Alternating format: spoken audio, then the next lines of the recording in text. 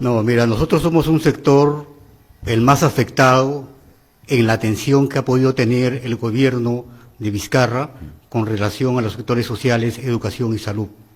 Hemos sido un sector desatendido, abandonado, excluido. Es más, en la última convocatoria para ver el presupuesto 2021 en el Congreso, tampoco se ha considerado educación. Por lo tanto, los hechos que ahora se están presentando, saludamos nosotros la presencia de los jóvenes, de las organizaciones en las calles pidiendo un cambio, pero creemos que tiene que dársele una lectura adecuada, partiendo de un punto de vista dialéctico, de a dónde empieza el problema, cómo se ha desarrollado el problema. Exacto. Y a dónde nos va a llevar este problema. ¿Cómo se desarrolla este problema? Este problema se inicia, primero se inicia con la presencia del señor Fujimori durante la oración de la Asamblea Constituyente para imponer un modelo neoliberal que ha gobernado este país durante los últimos 30 años. Y la gente que está saliendo a las calles está saliendo a protestar por la manera como se ha efectuado un golpe, porque ha sido un golpe, ¿no? Un golpe parlamentario a efecto de que se ha interrumpido el gobierno de Vizcarra, y creemos nosotros que ha debido seguir, pero una vez terminado su mandato, iniciar un proceso de investigación porque está demostrado que tiene responsabilidad. Por lo tanto, creemos que no solamente basta con salir a las calles, sino convocar a una asamblea constituyente que nos permita recuperar la educación y la salud para el pueblo, la luz y el agua para el pueblo, los derechos para el pueblo, y cambiar este modelo.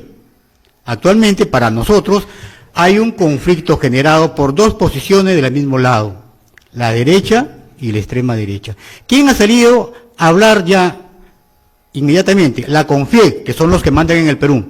¿Qué ha dicho la CONFIEC? Señor Merino, por favor, el orden social y respete la Constitución. Si es esta Constitución la que nos ha llevado a este conflicto de exclusión, de marginación, creemos que es hora de convocar a una asamblea constituyente para recuperar lo mejor de la Constitución del 79 y cambiar la que tenemos actualmente. ¿Se puede hacer durante estos 6 meses o 7 meses de gobierno de...? No, porque una asamblea constituyente tendría otra dinámica. Exacto. Estaría elaborada a convocar a las personas más adecuadas dentro de una capacidad de análisis para interpretar los hechos y generar una propuesta legislativa de asamblea constituyente. Y ahí se ven los cambios, porque una reforma no va a solucionar el país. Una reforma va a hacer, poner parches para mejorar la posición de unos y el beneficio de otros, nada más. Ahora, frente a toda esta situación que usted está hablando de esta Constitución, creo que esto ha ocurrido ya en Chile también, ¿no es cierto? ¿Este sería un ejemplo que nos da Chile o no deberíamos de copiar lo que está haciendo Chile? Mira, los factores exógenos son iguales, ¿no? Pero los factores endógenos internos son totalmente diferentes. Estos cambios empezaron en México. En México se cambió la reforma educativa, reforma magisterial, se cambió la Constitución y el modelo neoliberal ha cambiado.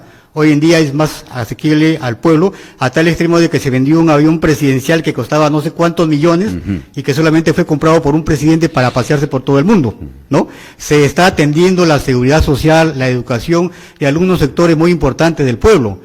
Lo que pasa es que en México hay dos elementos negativos que ya tienen presencia política, que es la organización delictiva y el narcotráfico, ¿no? Lo otro ha pasado en Bolivia. En Bolivia, cuando gana el señor Morales, lo primero que hace es incrementa el presupuesto para educación y salud. Y le dice a las grandes empresas transnacionales, el 86% se queda acá y el resto ustedes lo ven. Y ellos dijeron, no, nosotros nos vamos. ¿Qué empresa se fue? Ninguna. Se quedaron, y entonces toda esa ganancia que tenía la empresa privada hoy en día la aprovecha el pueblo, que le dieron golpe de estado a Evo Morales y subió a Añez, ¿no?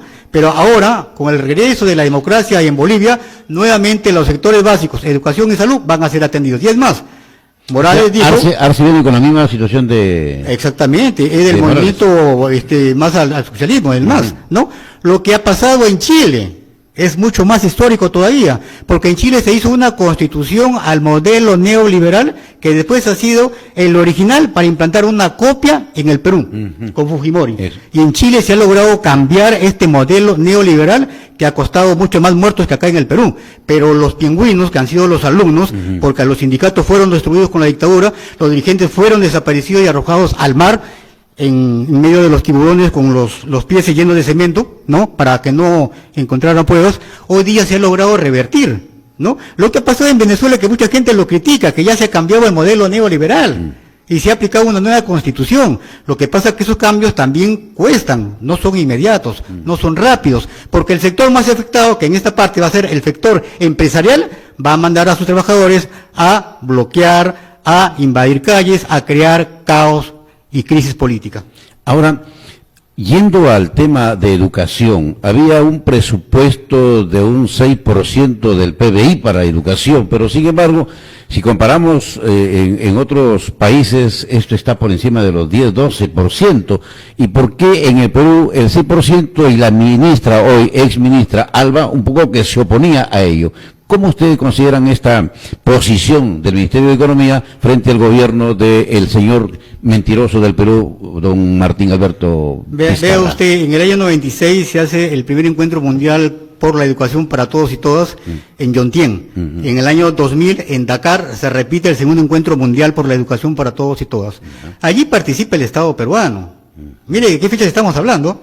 Y el acta que se levanta dice que todos los países participantes, llegado el año 2015, deben invertir no menos del 6% del PBI. Llegó el año 2015, todos invirtieron menos el Perú. Estamos 2020 y el Perú está en el 3,5% del PBI. 3,5%. Cuando el Congreso actual hace la propuesta de elevar al 6%, lo cual el sindicato ha saludado y respalda, ¿no? De conseguirse el 6%, que sería algo histórico. Usted lo ha dicho, nuestros vecinos, Ecuador, Brasil, Chile, están entre el 9 al 13%. Y a nosotros nos ha costado una lucha de 20 años, porque los maestros toda la vida hemos salido a luchar por el incremento del PBI, que no es para aumento de sueldos. Mucha gente dice, no, quieren que les aumenten el sueldo. No, señores. Por ejemplo, es para atacar los inicios de alguna enfermedad tipo pandemia, ¿no? Si tuviéramos un incremento, tendríamos agua en todos los colegios, tendríamos luz, tendríamos desagüe, tendríamos aulas más amplias, tendríamos mejores carpetas, mejores maestros, ¿no? Es decir, invertir en educación. Pero si eso no se hace porque también aquí hay un precedente muy importante. ¿Cuál es? Que es la posición de las personas que regentan colegios privados, que regentan universidades privadas, que no les conviene pues que los colegios del Estado sean mejores que los colegios privados, que no les conviene que los maestros del Estado ganen más que los maestros privados, ¿no? Les conviene reducir la presencia de la educación pública. Y aquí está la creación de la resolución 340 que le ha dado el señor Vizcarra, que para nosotros ha sido un traidor de la educación. ¿Traidor para la educación? Claro. En la 340, ¿qué dice? Muy parecido a la 289 de Fujimori, a la 011, 02, 013 de Fujimori y a la municipalización de Alan García. Entregarle las instituciones educativas a las empresas privadas. Un ejemplo, San Miguel, que lo coja una empresa privada. ¿Qué va a significar? En los colegios parroquiales, en los colegios policiales y en los colegios militares, el Estado solamente paga el sueldo de los maestros. La dirección, la currícula y toda la administración depende de la parroquia, de la policía y de las escuelas militares. El maestro es un simple trabajador, no puede reclamar porque lo sacan. Eso es atentar contra la estabilidad laboral y atentar contra la responsabilidad del Estado en la institución educativa. Contra eso nosotros estamos convocando para el día jueves 24 de noviembre, y aquí aprovecho a todos los maestros que nos están escuchando, maestros y maestras, a los padres de familia. Acá tu cámara. A los padres de familia.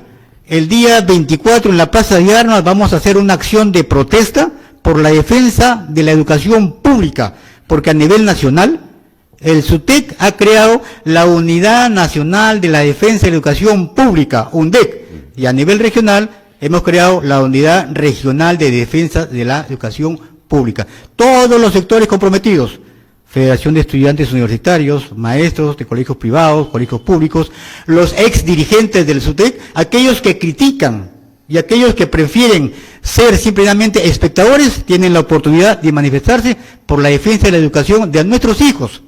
Porque mucho cuidado, Sebastián, la pandemia poco a poco la estamos enfrentando, pero no estamos enfrentando los daños y perjuicios que hemos tenido antes de la pandemia por el olvido de la educación del Perú y de la salud.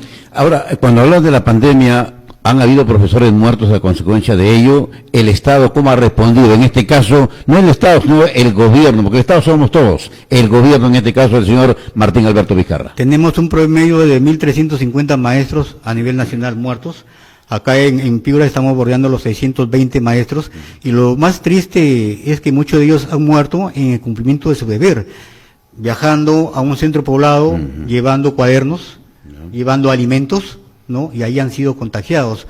Otros en su escuela, en su casa, desarrollando la educación virtual. No hemos recibido ninguna atención de parte del gobierno. Es más, hoy en día hay una vicerrección ministerial que está hablando del inicio de una clase semipresencial, obligando a los maestros a que vayan a las escuelas, cuando las condiciones mínimas no están dadas. Es por eso la convocatoria del 24 de junio. En este caso, ¿cuáles serían las condiciones que ustedes proponen? No son las que proponemos nosotros, son las que el mismo gobierno propone a través de la resolución ministerial 224 del Ministerio de Salud, que no las cumple. Por ejemplo, dice, servicio de agua. 65% de colegios en el Perú no tienen agua. Y no es culpa del maestro. Servicio de alcantarillado, tampoco tienen. Distanciamiento social. Cada aula está con el inicial de 9 a 18 alumnos. ¿De cuánta de extensión estamos hablando? De un área, de un aula, aproximadamente. ¿3x3? 3x4 más o menos. 3x4. 3x4. En 3x4, ¿cuántos alumnos deberían ingresar a recibir clases en estos momentos? Mira, Sebastián, hemos hecho un análisis, más allá de la pandemia, un análisis de la educación personalizada. Los países socialistas se preocupan por la educación y creen que en un aula tiene que haber a lo mucho 18 a 20 alumnos, no más, ¿no? Finlandia, que no es socialista, que es capitalista, tiene 22 alumnos en una aula. Nosotros tenemos entre 40 a 50 o 60 alumnos por aula en secundaria. ¿Qué distanciamiento social podemos tener ahí? ¿Cómo evitar una contaminación, un contagio? Si no tenemos ni siquiera el kit. Es más, esta resolución viceministerial dice que es el empleador el que tiene que otorgarle las garantías mínimas al trabajador. En este caso, el gobierno. En este caso, ¿quién es el empleador? El gobierno. ¿Quién es el trabajador? Los maestros. Por lo tanto, las pruebas de descarte, no las pruebas rápidas que no sirven para nada y toda la vida nos han engañado. Y hay que investigarlo también. Hay que investigarlo. La prueba molecular tiene que ser para cada maestro y maestra, no por una vez, sino por un periodo continuo de aplicaciones. Lo otro que nos dice esto... ¿Qué tiempo debe bueno, habría que ver ya más o menos un estudio de las personas entendidas en esta naturaleza, pero creemos que si eso no se da, no hay garantías mínimas. Los maestros no nos oponemos, pero no creemos que vamos a contribuir en ese pero aquí hay otro punto importante. Por ejemplo, yo de padre de familia no enviaría a mi hijo al aula. Por eso le decimos nosotros al papá, a la mamá, que no es un capricho del maestro. Nosotros, como los padres de familia, como los niños y jóvenes, pueden ser los perjudicados, ¿no? Ahora, se dice que supuestamente en las escuelas de mayor lejanía, donde no haya presencia mínima de COVID, ¿en qué lugar del mundo no hay presencia de COVID? Lo más triste es que si en las grandes ciudades donde se presenta esta enfermedad la atención inmediata es tardía, imagínate un centro poblado donde hay una posta, no es hospital, es posta, y no es médico, es técnico, es enfermero, a quien saludamos nosotros por el trabajo y el sacrificio que hacen, pero no hay la respuesta inmediata de parte del Estado. Y es al Estado, representado como por el gobierno de turno, a quien responsabilizamos nosotros de darse esta obligación de ir. Y son los padres de familia a quienes les pedimos que, por favor, no envíen a sus niños porque las condiciones mínimas no están dadas. Claro, eso está, bueno, ya de repente viéndose hace mucho tiempo, pero el ministro, hasta ahora ya pues exministro Benavides, insistía de que las clases tenían que ser presenciales, pero en ciertos lugares. pero realmente no sé si se ha hecho un estudio, un análisis. Si no se ha hecho en la misma capital de la República, menos se va a hacer pues por acá, por Huancabamba, por Sondorío. Y es más, Sebastián, vamos a entrar al plano de la estigmatización, ¿no? A un maestro lo van a estigmatizar. Por ejemplo, que el maestro A o B sea portador de esta enfermedad, no lo van a señalar a él. Te van a decir los maestros, las maestras, y va a empezar un conflicto emocional colectivo, lo van a generalizar. ¿Qué resolvemos de eso? Nada. Trabajemos, continuemos, eso sí, entendemos nosotros que la educación virtual hoy en día va a modificar la malla curricular, hoy en día va a cambiar la forma y costumbre de vida del poblador, hoy en día hay que entenderla así. Hoy en día hay que entenderla no como una opción, sino como una obligación de conocer el manejo de los celulares, de la tecnología, de exigir la conectividad, porque las empresas telefónicas nos cobran un montón de dinero, pero no cumplen con una conectividad que hoy en día lo requerimos. Exacto. Y ahora, frente a todo esto de la educación remota que se viene dando en estos momentos, y que no ha sido un invento pues del señor Martín Alberto Vizcarra, porque las condiciones la están obligando, ¿qué se ha recibido en el sector de educación? Se hablaban de laptops, se hablaban de computadoras, se hablaban de la conectividad hacia estos pueblos que no las tenían. ¿Se ha resuelto ese problema por parte del señor Martín Alberto Vizcarra, expresidente del Perú? Uno de los problemas que han tenido los gobiernos de turno desde la dación del modelo neoliberal en el Perú es que nunca han llamado a los sectores que trabajan con el pueblo para al menos escuchar su propuesta. Cuando se habló de la pandemia y de ver cómo se desarrolla la educación virtual, se habló de tablet, y nosotros dijimos, una tablet es una cosa, una laptop es otra cosa. Y si hablamos de especificaciones, ¿qué mejor que el maestro, que ha tenido que comprarse una nueva herramienta y que ha tenido que actualizarse en herramienta tecnológica para poder enseñar? ¿Qué mejor que el maestro que conoce lo que va a enseñar para decir al gobierno lo que debe comprar? No se hizo. Hasta ahora ya se fue el señor Vizcarra y sabemos simplemente que cerca de 300 de estas herramientas tecnológicas van a ser destruidas en Piura, no sabemos de qué manera porque han llegado, han llegado y sabemos que solamente va a llegar para secundaria y no para inicial y para primaria, ¿no? Por lo tanto, nunca fue una promesa real del señor Vizcarra, por eso decimos nosotros que para nosotros Vizcarra es un traidor de la educación. Como lo es la ministra de Economía o la ex ministra, como es el señor ingeniero Benavides, porque tampoco es maestro, ¿no? Entonces, hicimos un análisis de la gente que está en el Ministerio de Economía y la mayoría son bachilleres, no son maestros titulados. Sin embargo, al maestro le han metido en la cabeza que la meritocracia es parte fundamental para la enseñanza, proceso de aprendizaje. Claro. Por favor, ¿dónde estamos? Nosotros no nos oponemos. Yo hoy día estoy siguiendo una maestría. Porque los cambios hay que continuarlos, no hay que salir del cambio, hay que saber adaptarse al cambio, pero así como nos exigen, también queremos que se cumpla. Lo que está pasando actualmente con este Congreso que ha dado un golpe parlamentario, del cual nosotros no estamos de acuerdo. ¿Quiénes van a tener las carteras ministeriales? ¿Pero por qué no estabas de acuerdo? ¿Querías que continúe el del país? No estamos de acuerdo porque para nosotros un cambio real tiene que ser a través de una convocatoria de asamblea constituyente, que nos dé una nueva constitución. Mira cuál es el peligro. Pero tampoco podemos soportar a alguien que está... No, pero el señor Merino tiene la posibilidad de convocar a una asamblea constituyente. Desde luego que sí. ¿No? Pues... Eso hay que implementarlo. ¿Qué ocurriría, Sebastián, si estos señores congresistas, que son los que son dueños de universidades privadas, institutos privados, colegios privados que están en el Congreso, van a hacer que la CNEU se venga abajo? Y nuevamente las universidades que fueron observadas por el mal manejo, reabran sus puertas. ¿A quién perjudican? Los cambios, a la educación, a los jóvenes. Es por eso que ellos están en las calles y los saludamos a ellos. Pero ustedes ahora plantean algo... aquí, en este gobierno de Merino, para ponerle en tela de juicio al señor Merino, esto es lo que queremos. Por supuesto. Planteamientos concretos, lo van a hacer. Ya está en las calles en estos momentos participando. Ajá. Y el día jueves salimos como sector de educación, SUTEC, exigiendo convocatoria a asamblea constituyente, nueva constitución, 6% del PBI, ¿no? Y participación del SUTEC en los cambios que puedan haber. ¿Por qué? Porque de una u otra manera, si no participamos todos, de una u otra manera vamos a continuar con la política de la exclusión, de la marginación. Y creemos que eso no puede continuar.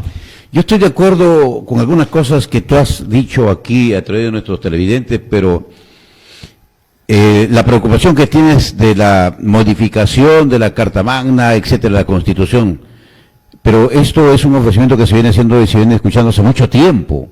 Y lo curioso del caso, Carlos, que tú lo has hablado varias veces, te lo prometió el señor, que no lo he mencionado aquí en esta entrevista.